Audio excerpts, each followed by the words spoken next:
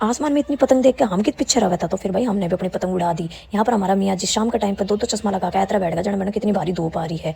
ये छोरियां नाच रही थी छत पे, जैसे मैं इनकी वीडियो बनाने लगी, ये देख कर शर्मा कर भाग गई। मैं बोली छोरियों नाच लो नाच लो, नाची को ना। हमारा गुल्लू के अपने चाचा के साथ अलग ही मस्ती चालू है। हम दोनों दो जेठानिया ने सेम सेम सूट डाल लिया था। हम बोला मम्मी आप भी डालो, मम्मी बोली ना तारी उम्र से तम डालो। अब गाइज माने मिल को तो बहुत बड़ा टास्क, हमने इन बड़बेड़िया में ये चना बोना था। तो गाइज यहाँ पर दीदी ने तो मिल गई थी बढ़िया बड़बेड़ी, यहाँ पर मम्मी को स्ट्रगल जारी थी, मम्मी ने मिल ही ना रहा था। मम्मी कई देर से लाग रही थी चना बोनने।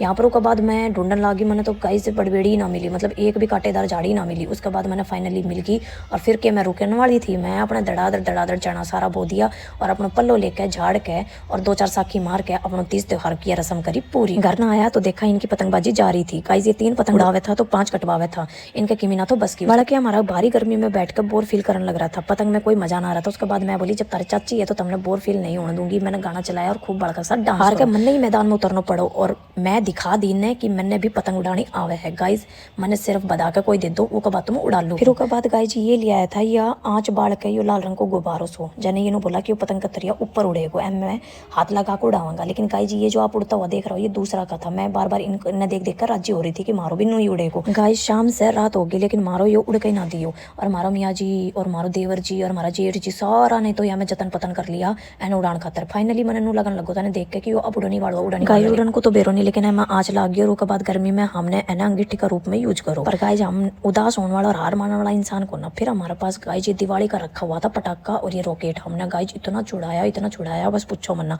आसमान में वो तो मारो ना उड़ो लाल रंग को गुब्बारो, लेकिन हमने ये रॉकेट इतना छुटाया कि भाई रोशनी रोशनी फैला दी हमने आसमान में। गाइज उसके बाद हमारा होगा तो पार्टी को टाइम, हमने बाहर से कर दिया तो खानो ऑर्डर, क्योंकि हमने रात हो गई थी तीज में पतंग उड़ाता और हम सारा का सारा थक गया था।